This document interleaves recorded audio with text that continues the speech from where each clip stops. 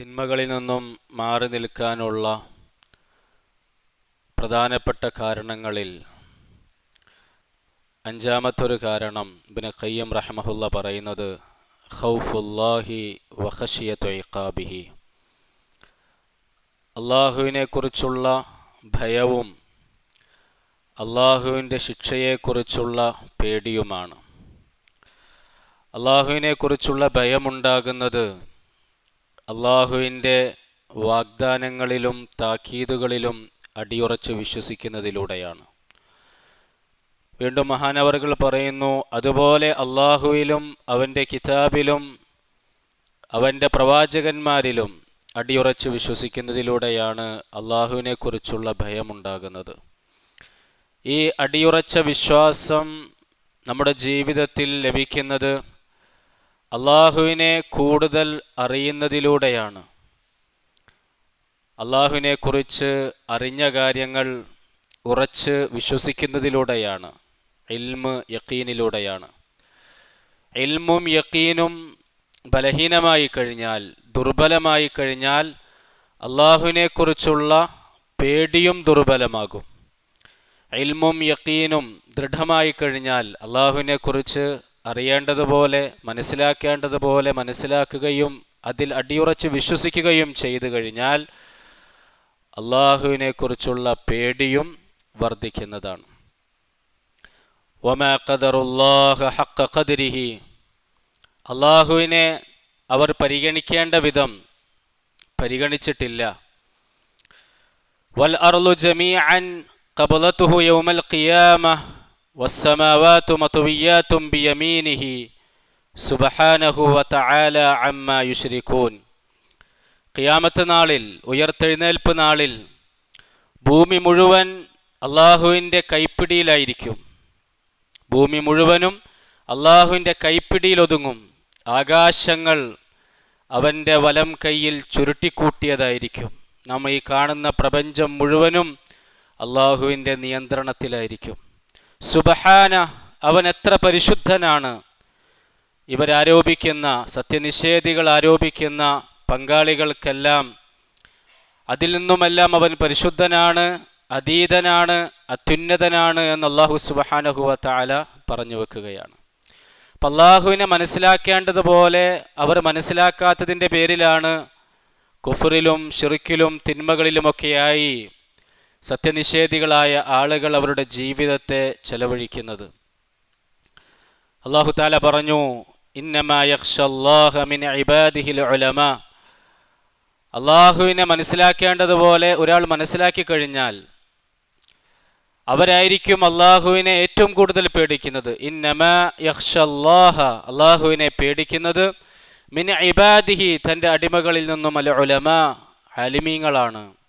അള്ളാഹുവിനെയും അള്ളാഹുവിൻ്റെ ദീനിനെയും ഖുർആനിനെയും മനസ്സിലാക്കുന്നവരാണ്. സലഫു സാലിഹീങ്ങൾ പറയുന്നുണ്ട്, കഫാ ബി ഖശിയത്തില്ലാഹി ഇൽമ, അള്ളാഹുവിനെ ഒരാൾക്ക് പേടിക്കാൻ യഥാർത്ഥത്തിൽ ഇൽമുണ്ടായാൽ മതി. അള്ളാഹു ആരാണെന്നുള്ള ഇൽമ് അവൻ മനസ്സിലാക്കിയാൽ മതി, പഠിച്ചാൽ മതി. വൽ ഇഗ്തിറാറു ബില്ലാഹി ജഹ്ല, അള്ളാഹുവിൻ്റെ വിഷയത്തിൽ വഞ്ചിതനാകാൻ അഥവാ തിന്മകളൊക്കെ അള്ളാഹുവിനെ പേടിയില്ലാതെ ചെയ്യാൻ, ജഹ്ലൻ, അത് അവനെ നയിക്കുന്നത് അവൻ്റെ അറിവുകേടാണ്, അള്ളാഹുവിനെ കുറിച്ചുള്ള ബോധമില്ലായ്മയാണ്.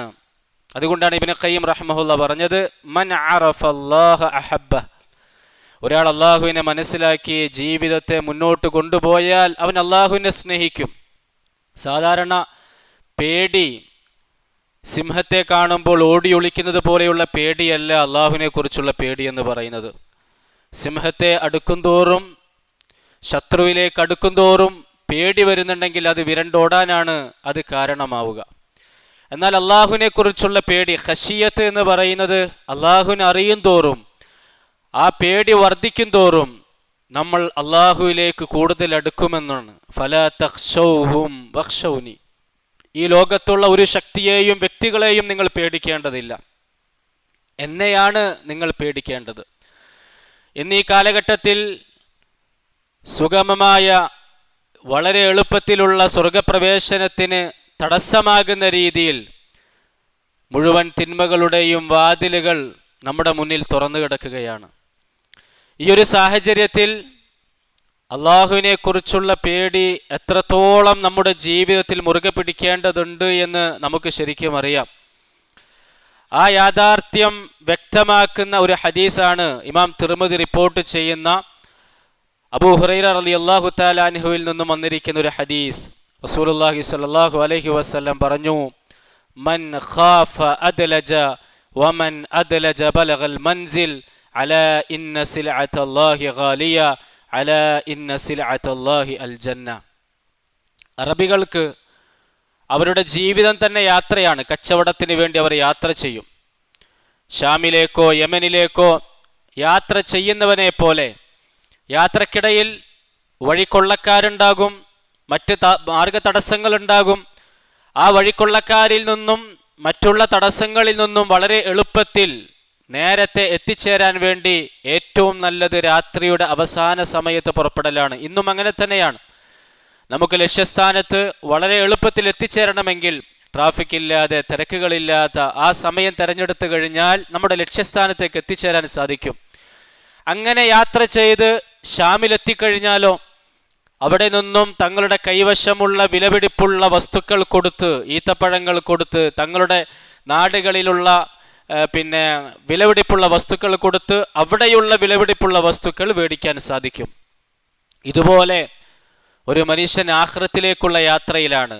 മൻ ഖാഫ, ആരെങ്കിലും ആ ആഖിറത്തിലേക്കുള്ള യാത്രയിൽ അവിടെ തടസ്സമായി ശൈത്താൻ പ്രത്യക്ഷപ്പെടും. ശൈത്താന്റെ മുഴുവൻ കുതന്ത്രങ്ങളും അവൻ മെനഞ്ഞുകൊണ്ടിരിക്കും. നമ്മളുടെ നേർമാർഗത്തിൻ്റെ വഴിയിൽ അവൻ വന്നിരിക്കും, പരിശ്രമിക്കും. മാത്രമല്ല നഫ്സ് അമ്മാറ, നമ്മുടെ മനസ്സ് നമ്മളെ തിന്മയിലേക്ക് പ്രേരിപ്പിച്ചുകൊണ്ടിരിക്കും, ഇച്ഛകൾ കടിമപ്പെട്ടുകൊണ്ടിരിക്കും. ഇങ്ങനെ വളരെ എളുപ്പത്തിൽ നമ്മുടെ ലക്ഷ്യസ്ഥാനമായ സ്വർഗത്തിലേക്ക് എത്താനുള്ള പല തടസ്സങ്ങളും നാം പേടിക്കേണ്ടതുണ്ട്. അങ്ങനെ ഒരാൾ പേടിക്കുകയാണെങ്കിൽ മൻ ഖാഫ, ഈ തടസ്സങ്ങളെല്ലാം മാറി വളരെ എളുപ്പത്തിൽ ആ ലക്ഷ്യസ്ഥാനത്തേക്ക് എത്തണമെന്നൊരാൾ ആഗ്രഹിക്കുന്നുണ്ടെങ്കിൽ, പേടിക്കുന്നുണ്ടെങ്കിൽ, അദ്ലജ, അവൻ രാത്രിയുടെ അവസാന സമയത്ത് പുറപ്പെട്ടാൽ മതി.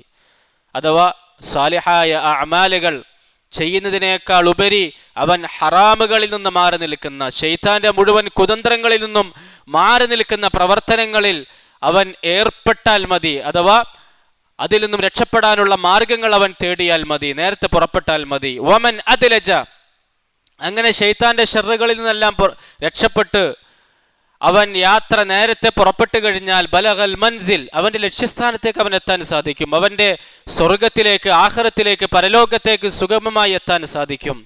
പക്ഷെ എത്തിയാൽ മതിയോ? നമ്മൾ കച്ചവടാവശ്യാർത്ഥം ഒരു നാട്ടിലേക്ക് പോകുമ്പോൾ അറബികൾ ഷാമിലേക്ക് എത്തിക്കഴിഞ്ഞാൽ അവരെന്തിനാണ് അങ്ങോട്ടേക്ക് യാത്ര ചെയ്തത്? വെറും യാത്ര ചെയ്യാൻ വേണ്ടിയാണോ? ഒരിക്കലുമല്ല. അവിടെ പോയിട്ട് അവരുടെ കയ്യിലുള്ള വിലപിടിപ്പുള്ള സാധനങ്ങൾ അവിടെ വിൽക്കുകയും അവിടെയുള്ള വിലപിടിപ്പുള്ള സാധനങ്ങൾ മേടിച്ച് നാട്ടിലേക്ക് തിരിച്ചു കൊണ്ടുവരണം. അതിന് അവരുടെ കയ്യിൽ സമ്പത്തുണ്ടാകണം, ദീനാർ ഉണ്ടാകണം, ദിർഹം ഉണ്ടാകണം, വിലപിടിപ്പുള്ള ചരക്കുകൾ ഉണ്ടാകണം. നമ്മൾ നാളെ പരലോകത്തെത്തിക്കഴിഞ്ഞാൽ നമുക്കവിടെ എത്തി, ഇനി നമുക്ക് അവിടെ മേടിക്കാനുള്ളതാണ്. അള്ളാഹുവിന്റെ റസൂൽ സല്ലല്ലാഹു അലൈഹി വസല്ലം പറഞ്ഞു, അലാ ഇന്ന സിൽഅത്തല്ലാഹി ഗാലിയ, അള്ളാഹുവിൻ്റെ കച്ചവട ചരക്ക് എന്ന് പറയുന്നത്, കമോഡിറ്റി എന്ന് പറയുന്നത്, അത് വളരെ വിലപിടിപ്പുള്ളതാണ്. നിങ്ങൾ ഷാമിലേക്ക് അല്ലെങ്കിൽ യമനിലേക്ക് യാത്ര ചെയ്ത് അവിടെ നിന്നും മേടിക്കുന്ന വിലപിടിപ്പുള്ള വസ്തുക്കളെ പോലെയല്ല നാളെ പരലോകത്തെത്തിക്കഴിഞ്ഞാൽ നിങ്ങൾക്ക് മേടിക്കാനുള്ളത്. നബി സല്ലല്ലാഹു അലൈഹി വസല്ലം തങ്ങൾ പറഞ്ഞു, അലാ ഇന്ന സിൽഅത്തല്ലാഹി ഗാലിയ, അള്ളാഹുവിൻ്റെ കമോഡിറ്റി, അള്ളാഹുവിൻ്റെ കച്ചവട ചരക്ക് എന്ന് പറയുന്നത് വില കുറഞ്ഞതല്ല, ചെറിയ പൈസക്ക് മേടിക്കാൻ പറ്റുന്നതല്ല, ഒന്നോ രണ്ടോ ദീനാറിനോ ദിർഹമിനോ മേടിക്കാൻ പറ്റുന്നതല്ല. അങ്ങനെ നമ്മൾ തെറ്റിദ്ധരിക്കുകയും വേണ്ട. അലാ ഇന്ന സിൽഅത്തല്ലാഹി അൽ ജന്ന, നാളെ പരലോകത്ത് അള്ളാഹു നമുക്ക് മേടിക്കാൻ വേണ്ടി കച്ചവട ചരക്കായി, കമോഡിറ്റിയായി അവിടെ വെച്ചിരിക്കുന്നത് സ്വർഗമാണ്. സ്വർഗമാണ്. ആ സ്വർഗമാണ് നമ്മൾ മേടിക്കാൻ വേണ്ടി യാത്ര പുറപ്പെട്ടിരിക്കുന്നത്. നമ്മൾ ഓരോരുത്തരും യാത്രയിലാണ്. ഈ യാത്രയിലുള്ള അപകടങ്ങളെ നമ്മൾ തരണം ചെയ്തുകൊണ്ട് മുന്നോട്ട് പോയിക്കൊണ്ടിരിക്കുകയാണ്. വഴിയിൽ വഴിക്കൊള്ളക്കാരുണ്ട്, ശൈത്താന്മാരുണ്ട്, പിശാചുക്കളുണ്ട്. നമ്മളെ തിന്മയിലേക്ക് പ്രേരിപ്പിക്കുന്ന മനസ്സുമുണ്ട്, നമ്മുടെ കൂട്ടുകാരുണ്ട്. അതിൽ നിന്നെല്ലാം രക്ഷപ്പെട്ട് എങ്ങനെയെങ്കിലുമൊക്കെ പരലോകത്തെത്തിക്കഴിഞ്ഞാൽ, നാളെ പരലോകത്തെത്തുമ്പോൾ സ്വർഗം മേടിക്കാനുള്ള ദീനാറും ദിർഹമും ഇല്ല എങ്കിൽ, അവിടുത്തെ കറൻസി ഇല്ല എങ്കിൽ, നമുക്ക് നരകത്തിൽ നിന്ന് ഒരുപക്ഷെ രക്ഷപ്പെടാൻ കഴിഞ്ഞേക്കാം. നമുക്കൊരു പക്ഷേ നരകത്തിൽ നിന്ന് രക്ഷപ്പെടാൻ കഴിഞ്ഞേക്കാം. പക്ഷേ സ്വർഗം മേടിക്കാനുള്ള കറൻസി, ഇന്ന് ഇവിടെ വില കൂടിയ വസ്തുക്കൾ മേടിക്കണമെങ്കിൽ ദീനാറ് വേണം, ദിർഹം വേണം, ഇന്ത്യയിൽ രൂപ വേണം, പൗണ്ട് വേണം, പലതും വേണം. പക്ഷെ നാളെ പരലോകത്തെത്തുമ്പോൾ സ്വർഗം മേടിക്കാൻ എന്താണ് നമ്മൾ അവിടെ കൊടുക്കേണ്ടത്? ഈമാനും സാലിഹായ അമാലുകളുമാണ്. ഇന്ന് സുബ്ഹാനല്ലാഹയുടെ വില നമുക്കറിയില്ല. ഇന്ന് നമ്മൾ നമസ്കരിക്കുന്ന ഫർദ് നമസ്കാരത്തിന്റെ വില നമുക്കറിയില്ല. ഇന്ന് നാം കൊടുക്കുന്ന സദഖയുടെ മഹത്വം നമുക്കറിയില്ല. ഇന്ന് നാം പറയുന്ന സത്യസന്ധമായ ഈമാനിന്റെ ദഅവത്തിന്റെ വാക്കുകളുടെ വില നമുക്കറിയില്ല. ഇന്ന് നാം പറഞ്ഞു പോകുന്ന അബദ്ധങ്ങളുടെയും കളവുകളുടെയും ഗൗരവവും നമുക്കറിയില്ല. ചെയ്യുന്ന തിന്മകളുടെ അപകടം നമുക്കറിയില്ല. നമ്മളിങ്ങനെ അശ്രദ്ധരായി ജീവിച്ചുകൊണ്ടിരിക്കുകയാണ്. നമുക്ക് വലിയൊരു കച്ചവടച്ചരക്ക് മേടിക്കേണ്ടതുണ്ട് അള്ളാഹുവിൻ്റെ ഭാഗത്ത് നിന്നും. അതിനു വേണ്ടി നമ്മൾ സമ്പാദിക്കേണ്ടതുണ്ട്. എന്താണ് നമ്മൾ സമ്പാദിച്ചു കൊണ്ടുപോകേണ്ടത്? അറബികൾ മക്കയിലായിരിക്കുന്ന സമയത്ത് അവർ കൃഷി ചെയ്ത് സമ്പാദിച്ചെടുക്കുന്ന വലിയ ഈത്തപ്പഴങ്ങൾ, വില കൂടിയ ഈത്തപ്പഴങ്ങളാണ് അവർ കൊണ്ടുപോകുക ആ മാർക്കറ്റുകളിലേക്ക്. ഷാമിൻ്റെയും യമനിൻ്റെയും മാർക്കറ്റുകളിലേക്കൊക്കെ കച്ചവടം ചെയ്യാൻ വേണ്ടി കൊണ്ടുപോകുന്നത് അവരിലെ മുന്തിയ ഈത്തപ്പഴങ്ങൾ അല്ലെങ്കിൽ അതുപോലെയുള്ള കച്ചവട സാധനങ്ങളാണ്. അത് അവരൊരു വർഷമായിട്ട് ഇങ്ങനെ ശേഖരിച്ചു കൊണ്ടിരിക്കും. അങ്ങനെ ശേഖരിച്ചിട്ടില്ല എങ്കിലോ, അവർ കച്ചവടം ചെയ്തിട്ടില്ല എങ്കിലോ, അവിടെ നിന്നും മേടിക്കുന്ന സാധനങ്ങൾ നാട്ടിൽ വന്ന് കച്ചവടം ചെയ്ത് വിറ്റ് തീർത്തിട്ടില്ല എങ്കിലോ, പിന്നെ അവർക്ക് ഷാമിലേക്ക് പോകാൻ ബുദ്ധിമുട്ടാണ്, യമനിലേക്ക് പോകാൻ ബുദ്ധിമുട്ടാണ്, സാധനങ്ങൾ മേടിക്കാൻ കഴിയില്ല. ഇതുപോലെ നാം ആഖിറത്തിന്റെ ചരക്കുകൾ മേടിക്കാൻ നാം അശ്രദ്ധരായി കഴിഞ്ഞാൽ, അള്ളാഹുവിന്റെ റസൂൽ സല്ലല്ലാഹു അലൈഹി വസല്ലം പറയാണ്, അലാ ഇന്ന സിൽഅത്തല്ലാഹി അൽ ജന്ന, അവിടെ അല്ലാഹു തആല നമുക്ക് പൈസ കൊടുത്ത് മേടിക്കാൻ വെച്ചിരിക്കുന്നതാണ് സ്വർഗം. അവിടുത്തെ കറൻസി കൊണ്ട് നാം മേടിക്കേണ്ടതാണ് സ്വർഗം. അവിടുത്തെ സ്വർഗം എന്ന് പറയുന്നത് നരകത്തിൽ നിന്ന് രക്ഷപ്പെടലിന്റെ വലിയ ഭാഗ്യമാണ്. അതിൻ്റെ അപ്പുറത്തേക്ക് നമ്മൾ ആറാഫിലാകാൻ പാടില്ല. അഥവാ സ്വർഗം മേടിക്കാൻ പറ്റാത്തൊരവസ്ഥ നമുക്ക് ഉണ്ടാകരുത്. ആറാഫ് എന്ന് പറഞ്ഞാൽ സ്വർഗത്തിലേക്ക് പ്രവേശിക്കാനും കഴിയില്ല, നരകത്തിൽ നിന്ന് രക്ഷപ്പെടുകയും ചെയ്തു. അങ്ങനെ ഒരു വിഭാഗം അവിടെയുണ്ട്. അവർക്ക് സ്വർഗത്തിലേക്ക് പോകാനുള്ള കറൻസി അവരുടെ കയ്യിലില്ല. പിന്നെ എങ്ങനെ അവർക്ക് സ്വർഗത്തിൽ പ്രവേശിക്കാൻ പറ്റും? ആ അവസ്ഥ നമുക്ക് ഉണ്ടാകരുത്. അവിടെ എത്തിക്കഴിഞ്ഞാൽ നമ്മുടെ സമ്പത്ത് എത്രയുണ്ട് അത് കണക്കാക്കും, തൂക്കും. അതിനനുസരിച്ചിട്ടുള്ള സ്വർഗമാണ് നമുക്ക് മേടിക്കാൻ സാധിക്കുക. ഇവിടെ നമ്മുടെ കയ്യിൽ ഒരു 10 ലക്ഷം രൂപയുണ്ടെങ്കിൽ നമുക്ക് കിട്ടുന്ന വീട് ആ നിലവാരത്തിലുള്ള വീടായിരിക്കും. അതൊരു 30 ലക്ഷമുണ്ടെങ്കിലോ അതിനനുസരിച്ച് അതിൻ്റെ സൗകര്യങ്ങൾ വർദ്ധിക്കും. 1 കോടി രൂപ നമ്മുടെ കയ്യിലുണ്ടെങ്കിലോ നല്ല വിശാലമായ വീട്, കൊട്ടാരം നമുക്ക് മേടിക്കാൻ പറ്റും. ഈ ദുനിയാവിൽ അങ്ങനെയാണ്. ഇതുപോലെ നാളെ നാം പരലോകത്തെത്തുമ്പോൾ 5 പൈസ ഇല്ലാതെയാണ് നാളെ പരലോകത്തെത്തുന്നതെങ്കിൽ ഏത് സ്വർഗമാണ് നാം മേടിക്കുക? ഏത് വീടാണ് മേടിക്കുക? അവിടുത്തെ സ്വർഗമെന്ന് പറയുന്നത്, നമ്മുടെ യഥാർത്ഥമായ സ്വർഗീയ ജീവിതം എന്ന് പറയുന്നത് ഈ ലോകത്തെ ആർഭാടപൂർണമായ ജീവിതമല്ല. അവിടെയുള്ള ഭൂമിയാണ് നാം മേടിക്കേണ്ടത്. ഇവിടെ നമ്മൾ ഏക്കർ കണക്കിന് സ്വത്തുക്കൾ നമുക്കുണ്ടാകും. അതല്ല നമ്മൾ മേടിച്ചിടേണ്ടത്. നാളെ പരലോകത്ത് നമുക്ക് മേടിക്കേണ്ടത് നാളെ പരലോകത്ത് ഭൂമിയാണ്. അവിടെയുള്ള ഒരു ചാട്ടവാറിന്റെ അളവ് ഭൂമിയാണ് എനിക്ക് ഈ ലോകത്തുള്ള മുഴുവൻ വസ്തുക്കളെക്കാളും മഹത്തമായിട്ട് തോന്നുന്നതെന്ന് ഉമർ റളിയല്ലാഹു തആല അൻഹു പറയുമ്പോൾ നാം എത്ര ഭൂമി നാളെ പരലോകത്ത് മേടിച്ചിട്ടുണ്ട്? നമ്മൾ ഓരോരുത്തരും ചിന്തിക്കേണ്ടതാണ്. അവിടെയുള്ള കൊട്ടാരം സ്വർണത്തിന്റെയും വെള്ളിയുടെയും ഇഷ്ടികകൾ കൊണ്ട് നിർമ്മിക്കപ്പെട്ടതാണ്.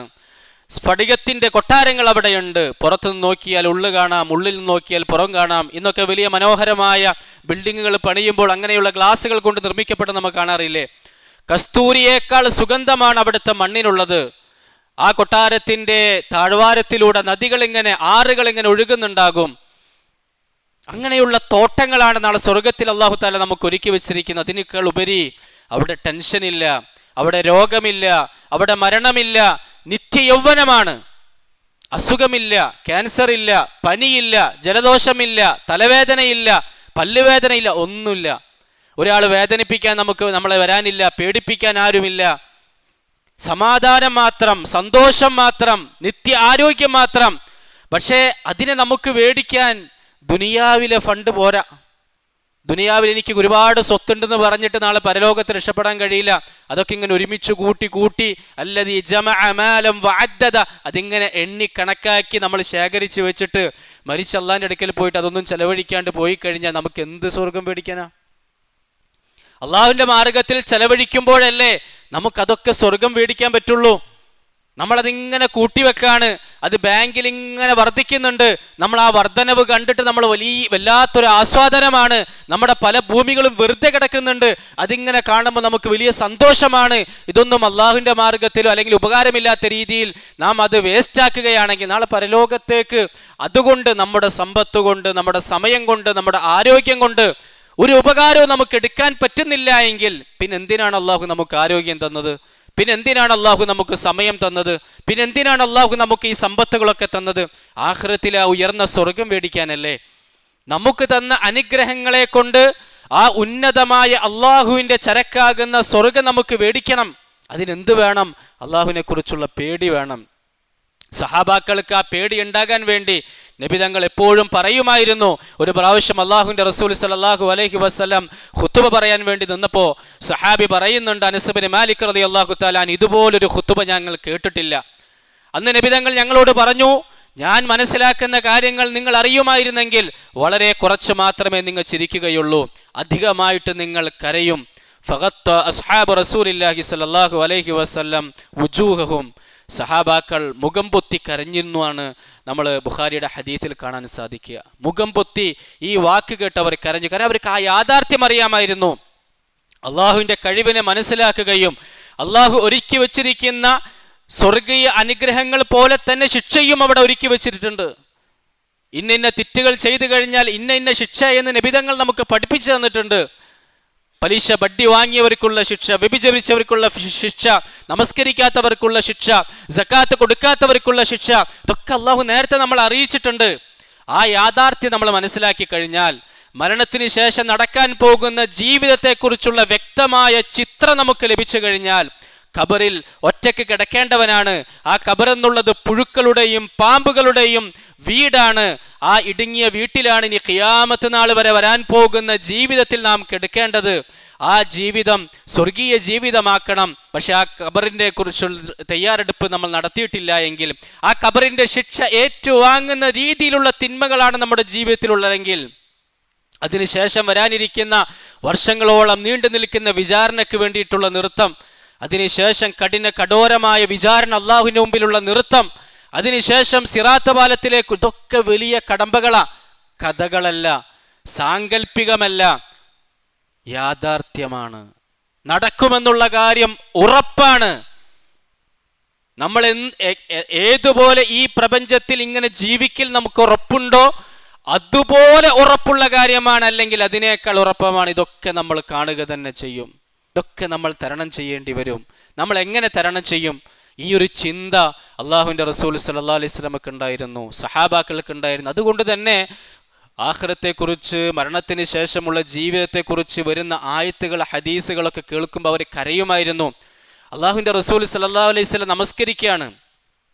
അബ്ദുല്ലാഹി ഇബ്നു ശഖീർ അള്ളാഹു തആല പറയുന്നുണ്ട്, ചീഞ്ചട്ടിയിൽ നിന്നും എണ്ണ തിളക്കുന്ന ശബ്ദം നബിതങ്ങളുടെ കരച്ചിൽ കാരണം ഞങ്ങൾ നമസ്കാരത്തിൽ കേട്ടിരുന്നു എന്നാണ്. എന്തിനാ നബിതങ്ങൾക്ക് കരയേണ്ട ആവശ്യം? ലോക നേതാവാണ്, സ്വർഗമുറപ്പായ പ്രവാചകനാണ്, മുഴുവൻ ഉമ്മത്തുകൾക്കും ശഫാഅത്ത് ചെയ്യുന്ന പ്രവാചകൻ, എത്രയോ ലക്ഷക്കണക്കിന് ആളുകളെ നരകത്തിൽ നിന്ന് പ്രവേശിപ്പിക്കുന്ന ആ പ്രവാചകൻ അള്ളാഹുവിനെ പേടിക്കുകയാണ്. ആ പ്രവാചകൻ അള്ളാഹുവിനെ പേടിക്കുമെങ്കിൽ നമ്മൾ എത്ര പേടിക്കണം? നമ്മൾ എത്ര കരയണം? നമ്മൾ രാത്രിയിൽ എത്ര ഉറക്കമൊഴിക്കണം? സഹാബാക്കൾ റളിയല്ലാഹു തആല അവരുടെ ജീവിതത്തിൽ ഉണ്ടായിരുന്ന ഭയത്തെക്കുറിച്ച് ഇബ്നു ഖയ്യിം റഹിമഹുല്ലാ അൽ ജാഫിൽ കാഫി എന്ന് പറയുന്ന കിതാബിൽ പറയുന്നുണ്ട്. ഖൗഫു സഹാബ, സഹാബാക്കൾ റളിയല്ലാഹു തആല പേടി. അതിൽ അബൂബക്കർ റളിയല്ലാഹു തആല അൻഹുവിനെ കുറിച്ച് പറയുന്നുണ്ട്. അദ്ദേഹം പറയുമായിരുന്നു, ഞാൻ ഒരു മുഅ്മിന്റെ ശരീരത്തിലെ രോമമായിരുന്നെങ്കിൽ. അദ്ദേഹം പറയുമായിരുന്നു, ഞാൻ ഒരു മരമായിരുന്നെങ്കിൽ, മരത്തിലെ ഫലമായിരുന്നെങ്കിൽ ആളുകൾ അത് ഭക്ഷിച്ചേനെ. അദ്ദേഹം പറയുമായിരുന്നു, ഞാനൊരു പുല്ലായിരുന്നെങ്കിൽ മൃഗങ്ങൾ അത് കഴിച്ച് തിന്ന് ഉപകാരമെടുത്തേനെ. എന്തിനാണ് അദ്ദേഹം അത് പറയുന്നത്? വരാനിരിക്കുന്ന വിചാരണയെ, അള്ളാഹുവിൻ്റെ മുമ്പിലുള്ള നൃത്തത്തെ പേടിച്ചുകൊണ്ടാണ്. അദ്ദേഹം സ്വർഗം കൊണ്ട് സന്തോഷ വാർത്ത അറിയിക്കപ്പെട്ട സഹാബിയാണ്. അദ്ദേഹം നാവ് പിടിച്ചുകൊണ്ട് പറയുമായിരുന്നു, എന്നെ നരകത്തിലേക്ക് കൊണ്ടുപോകുന്നത് ഈ നാവായിരിക്കും, ഇതിനെ ഞാൻ സൂക്ഷിക്കണം. അദ്ദേഹം പറയുമായിരുന്നു, നിങ്ങൾ കരയുന്നില്ലെങ്കിൽ നിങ്ങൾ കരച്ചിലെങ്കിലും അഭിനയിക്ക്. അദ്ദേഹം നമസ്കാരത്തിന് വേണ്ടി നിന്നു കഴിഞ്ഞാൽ പേടി കാരണം ഒരു മരം നിൽക്കുന്നത് പോലെ അനങ്ങാതെ അദ്ദേഹം നിൽക്കുമായിരുന്നു. ആയിഷ റളിയല്ലാഹു തആല അൻഹയോട് പറഞ്ഞു, മരണമാസന്നമായ സമയത്ത്, ആയിഷ, എൻ്റെ അടുക്കൽ ബൈത്തുൽ മാലിലെ മേൽവസ്ത്രമുണ്ട്, അതുപോലെ തന്നെ പാൽ കറക്കുന്ന പാത്രമുണ്ട്, അതുപോലത്തെ ഒരു അടിമയുണ്ട്. എത്രയും പെട്ടെന്ന് അടുത്ത ഖലീഫയായ ഉമറിലേക്ക് ഇത് ഏൽപ്പിക്കണം, എൻ്റെ കൂട്ടുകാരനായ ഉമറിലേക്ക് ഏൽപ്പിക്കണം. കാരണം ഇത് ബൈത്തുൽ മാലാണ്. അള്ളാഹുവിനെ കുറിച്ചുള്ള പേടിയാണ് അദ്ദേഹത്തിന് ഉണ്ടായിരുന്നത്.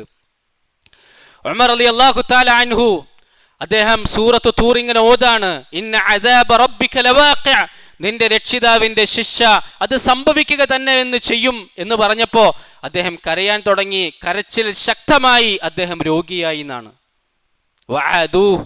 നമുക്ക് ഹദീസിന്റെ കിതാബുകൾ കാണാം, രോഗിയായിട്ട് ആളുകൾ അദ്ദേഹത്തെ കാണാൻ വേണ്ടി വരുമായിരുന്നു, രോഗസന്ദർശനം നടത്തുമായിരുന്നു. എത്രത്തോളം അദ്ദേഹം കരഞ്ഞ് ഇബ്നു ഖയ്യിം റഹിമഹുല്ലാഹ് പറയാണ്, അദ്ദേഹത്തിന്റെ 2 കവിളുകളിൽ കരഞ്ഞിട്ട് കണ്ണീരിന്റെ ചാലുകൾ കാണുമായിരുന്നു. സാധാരണ നമസ്കരിച്ചു കഴിഞ്ഞാൽ നമസ്കാരത്തിന്റെ തയമ്പ് നെറ്റിയിലുള്ളതുപോലെ പല സഹാബാക്കളുടെയും കവിളുകളിൽ കണ്ണീരിന്റെ ചാലുകൾ കാണപ്പെട്ടിരുന്നു എന്ന് ഇബ്നു ഖയ്യിം റഹിമഹുല്ലാഹ് പറയാണ്. പ്രിയമുള്ളവരെ, എനിക്കിത് പറയാൻ ഒരു അർഹതയില്ല. നമുക്കിത് പറയാനും കേൾക്കാനല്ലാതെ നമ്മുടെ ജീവിതത്തിൽ എത്രത്തോളം അള്ളാഹുവിനെ കുറിച്ച് പറയുന്നുണ്ട്. പ്രിയമുള്ളവരെ, ഞാനിത് പറയുന്നത് എനിക്ക് അമൽ ചെയ്യാൻ വേണ്ടിയിട്ടാണ്. നിങ്ങൾ കേൾക്കേണ്ടതും നിങ്ങൾ അമൽ ചെയ്യാൻ വേണ്ടിയിട്ടാണ്. അള്ളാഹുവിനെ കുറിച്ച് പേടിയുള്ള ആൾ രാത്രിയിൽ അറിയാതെ തഹജ്ജുദിന് എഴുന്നേൽക്കും. ഈ സഹാബാക്കൾ കരഞ്ഞതുപോലെ കരയും. മരണസമയത്ത് തൻ്റെ മകനോട് പറഞ്ഞു, മോനെ, എൻ്റെ കവൾ മണ്ണിലേക്ക് ചേർത്ത് വെക്കണം, അങ്ങനെയെങ്കിലും അള്ളാഹുവിനോട് എന്നോട് കരുണ തോന്നട്ടെ, അങ്ങനെയെങ്കിലും അള്ളാഹു എൻ്റെ പാപങ്ങൾ പുറത്തു തരട്ടെ. ആരാണ് ഈ പറയുന്നത്? ഉമർ ഇബ്നുൽ ഖത്താബ് റളിയല്ലാഹു തആല അൻഹു. പ്രിയമുള്ളവർ, എല്ലാ സഹാബാക്കളുടെയും അവസ്ഥ അതാണ്. അബ്ദുല്ലാഹി ഇബ്നു അബ്ബാസ് റളിയല്ലാഹു തആല അൻഹു വന്നുകൊണ്ട് പറഞ്ഞിട്ടുണ്ട്, അമീറുൽ മുഅ്മിനീൻ, താങ്കൾ മുഖേന ഒരുപാട് നാടുകൾ ഫതഹായി, താങ്കൾ ഖലീഫയാണ്, നബി തങ്ങളിൽ വിശ്വസിച്ച ആളാണ്, അള്ളാഹുവിന്റെ റസൂലിന് ഏറ്റവും ഇഷ്ടപ്പെട്ട ആളാണ്, എന്നിട്ടും താങ്കൾ എന്തിനാണ് ഇങ്ങനെ പേടിക്കുന്നത്? ഉമർ റളിയല്ലാഹു തആല പറഞ്ഞു, നീ പറഞ്ഞതൊന്നും കൂടി ആവർത്തിക്കാൻ വേണ്ടി പറഞ്ഞു. അദ്ദേഹം വീണ്ടും ആവർത്തിച്ചപ്പോൾ അബ്ദുല്ലാഹി ഇബ്നു അബ്ബാസ് റളിയല്ലാഹു അൻഹു പറഞ്ഞു, അൽ മഗ്റൂറു മൻ ഗറർതുമു, ശരിക്കും വഞ്ചനയിൽ അകപ്പെട്ടവൻ നിങ്ങളെ പോലെയുള്ള ആളുകളുടെ നല്ല വാക്കുകൾ കേട്ട് ഞാൻ സ്വർഗാവകാശി എന്ന് ആശ്വസിച്ച് നിർഭയിച്ച് കഴിയുന്നവരാണ് ശരിക്കും വഞ്ചനയിൽ അകപ്പെട്ടവൻ. നമുക്കത് കേൾക്കൽ എളുപ്പം, നല്ലവനാണെന്ന് പറയുന്നത് കേൾക്ക്. സഹാബാക്കൾക്ക് അത് പേടിയാ. അദ്ദേഹം പറഞ്ഞു, ഈ മരണവെപ്രാളത്തിൽ എൻ്റെ വാഹനത്തിന്റെ പുറത്ത് സ്വർണവും വെള്ളിയും ഒരുമിച്ച് കൂട്ടിയിട്ടുണ്ടെങ്കിൽ അത് മുഴുവനും ഞാൻ ഈ മരണത്തിന്റെ ഭയാനകതയിൽ നിന്നും രക്ഷപ്പെടാൻ വേണ്ടി അള്ളാഹുവിന്റെ മാർഗത്തിൽ ചെലവഴിക്കുമായിരുന്നു. അദ്ദേഹം പറഞ്ഞു, ഞാൻ ആഗ്രഹിക്കുകയാണ് നാളെ പരലോകത്ത് വലിയ പ്രതിഫലമൊന്നും വേണ്ട, എനിക്ക് എങ്ങനെയെങ്കിലും നരകത്തിൽ നിന്ന് രക്ഷപ്പെട്ടാൽ മതി. ആ നരകത്തെ കുറിച്ചുള്ള പേടി കൊണ്ട് അദ്ദേഹം പറഞ്ഞതാണ്. പ്രിയമുള്ളവരെ, നമ്മൾക്ക് എത്രത്തോളം അള്ളാഹുവിനെ, നമുക്കിന്ന് ദുനിയാവിൻ്റെ ചരക്കുകളും ബാക്കിയുള്ളത് അതിൻ്റെ മഹത്വമൊക്കെ നമുക്കറിയാം. അതിനുവേണ്ടി നമ്മൾ പെടാപാടുപെടും, കഠിനാധ്വാനം ചെയ്യും. പക്ഷേ നാളെ പരലോകത്ത് നമുക്ക് മേടിക്കേണ്ട വീട്, പറമ്പ്, അത് സ്വർഗമാണ്.